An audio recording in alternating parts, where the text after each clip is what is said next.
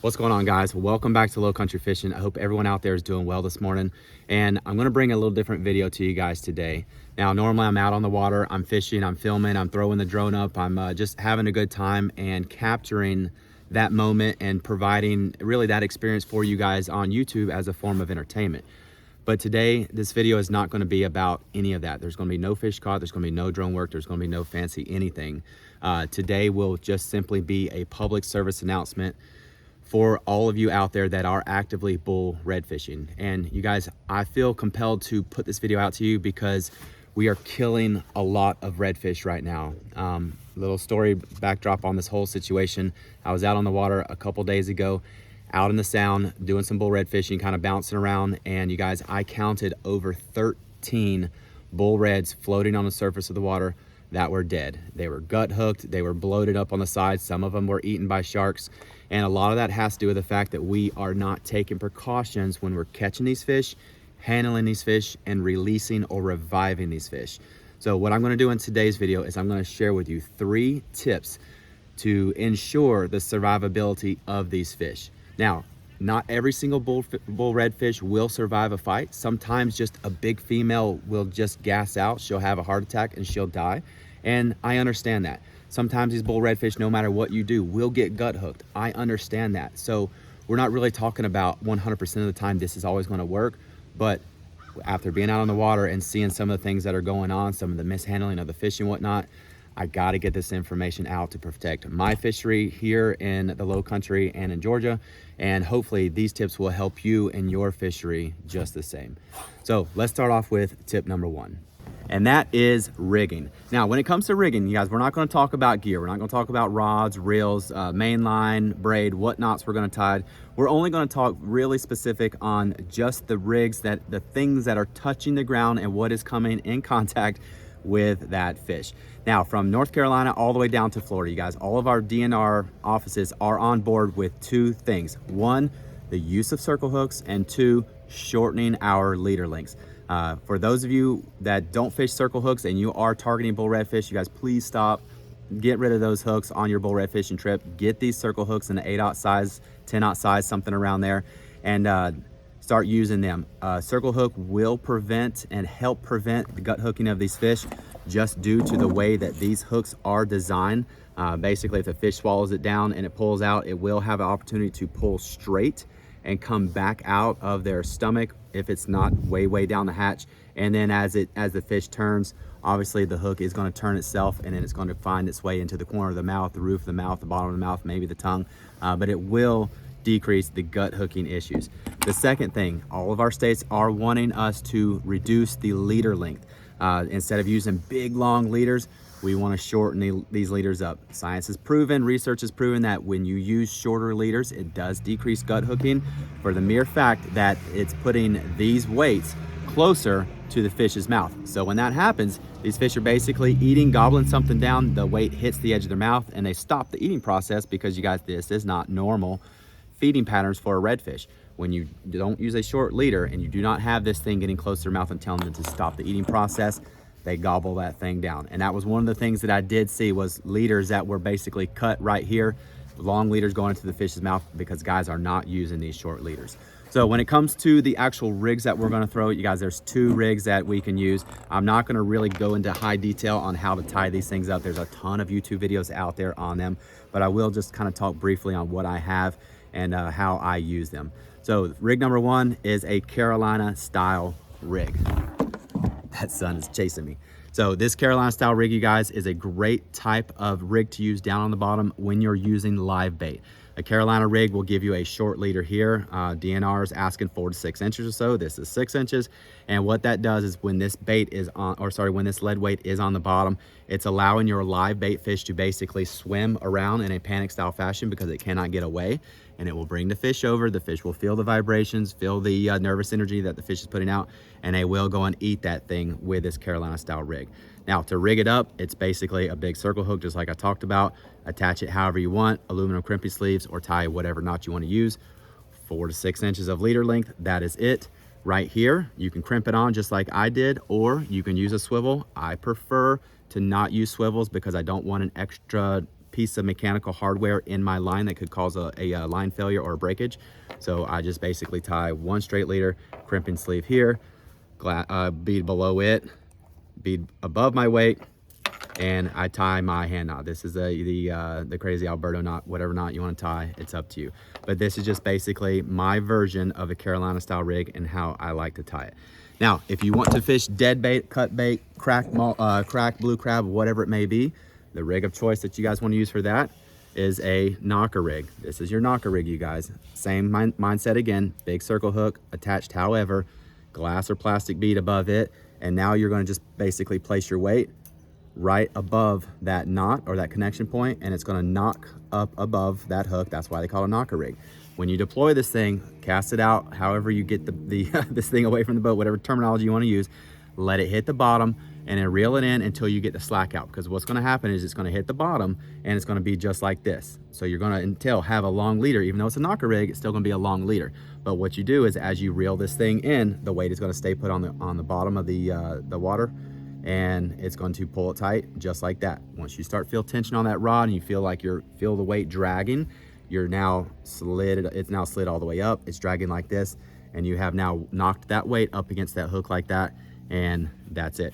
You don't have to really, or you don't want to use a live bait when using something like this, because the live bait really stays pinned down to the bottom. It's going to ingest a lot of the mud and the silt that's down there, and it's going to kill your bait fish pretty quick.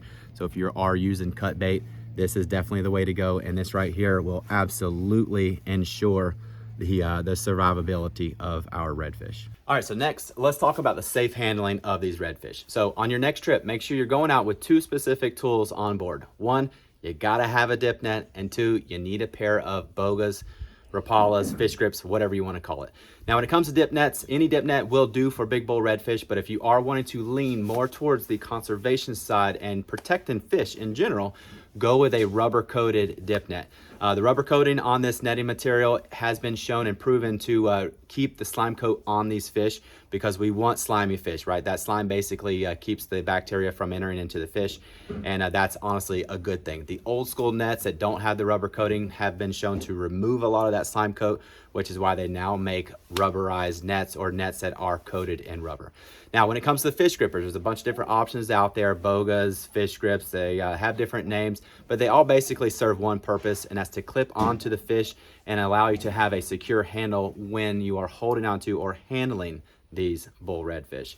So here's what we're gonna do. We get the bull redfish up to the side of the boat. I want you guys to basically take that dip net that bull redfish out, set her onto the deck of your boat, take your fish grips, rapalas, or bogas, clip it into her mouth, and now she is ready to be taken out of that net and to be properly handled.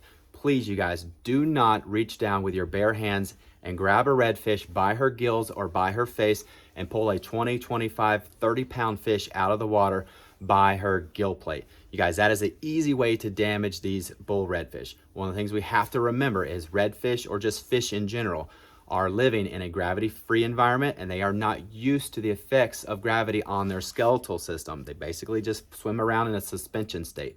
So as soon as we pull them out of the water, they are introduced to gravity for probably the first time in their life, and any way we improperly handle those fish could potentially damage them. For the same reason, do not hold a redfish up vertical, up and down, just like this.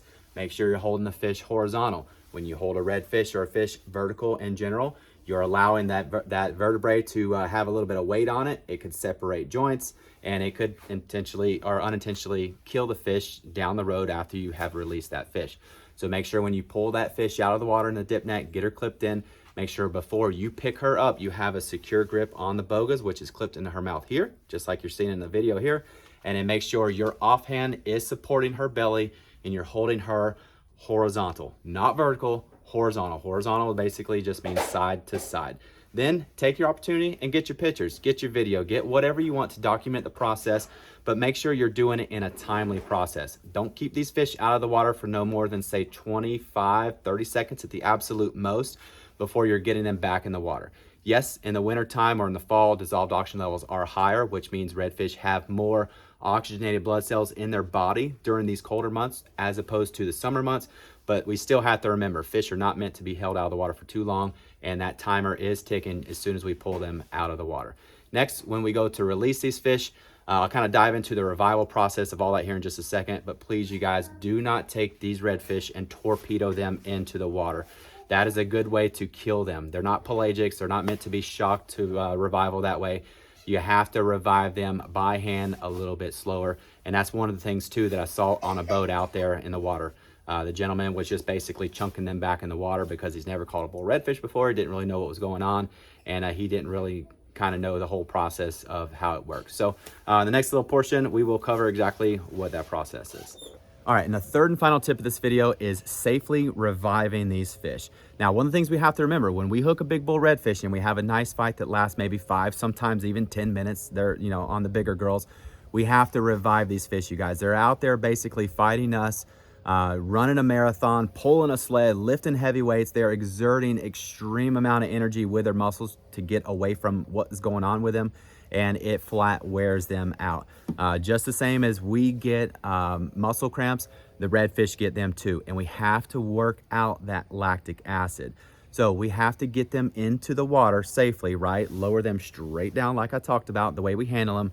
We need to, one, nose this fish into the current. We don't want to flip them around backwards. We want their face to be into the current or their nose into the current. We want to make sure that mouth is open so the water is flowing through their mouth and over their gills so they can pick up more oxygen that way, and they can honestly get those red blood cells firing and get the dissolved oxygen levels back up in their body so they can begin to survive once you let them go. And the third and final thing is we need to work these fish in a swimming style fashion, just like these fish swim. That's how we need to work them. Lowering a fish down, pushing and pulling a fish back and forth like this does not work. I don't know whoever done that. If someone tells you that's how you revive a fish, you just flat out tell them, no, that does not work. We need to swim these fish. As we swim these fish, we're basically working those muscles for them. We're working out that lactic acid, and that is what we need. We need all that lactic acid out. We need the oxygen levels to increase in these fish, and then we're gonna wait on these fish to kick. Now, when they give you that first hard kick, do not let go. That is honestly some of the worst times to let go of a fish, because she's just reacting as her oxygen levels are increasing. And then you think, oh, there she goes, she's good. And you let go, she's gonna basically float back behind the boat because she wasn't ready. Give that fish 2 to 3 good hard pulls. Make her actively fight to get out of your hands. And then as you let go of her, push her head down in the water, take your off hand on that tail, drive her into the water kind of like a torpedo at that point, and just give her that boost to get swimming and to get going. And then when you're done, last thing, just look back behind the boat and make sure she's not floating. If she's floating back behind the boat, get all your lines in, pull your anchor up, come off spot lock, go back and save that fish, because these fish, you guys, are here to do one thing, and that is to make us a nice, robust red fishery. Doesn't matter what state you're in, they're all doing the same thing. So please, you guys, thank you so much for your time. Please remember these tips when you are out bull red fishing next time. I try to incorporate as much information and material into my videos as I can, but some stuff I do cut out because I try not to make it a preaching session. But after seeing what I saw out there in the sound with those dead fish floating all over the place, it just really weighed heavy on my heart, and I wanted to take just a few minutes of your time and put this video together. So for those of you that did stick around to the end, thank you guys so much for your support. You guys are amazing. Low Country Fishing is growing. We're almost at 10,000 subscribers, which is unheard of. I don't even have 20 friends, much less 10,000 people that are interested in what I'm doing. So honestly, from the bottom of my heart, it means everything to me, guys.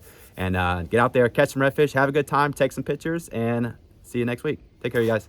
God bless.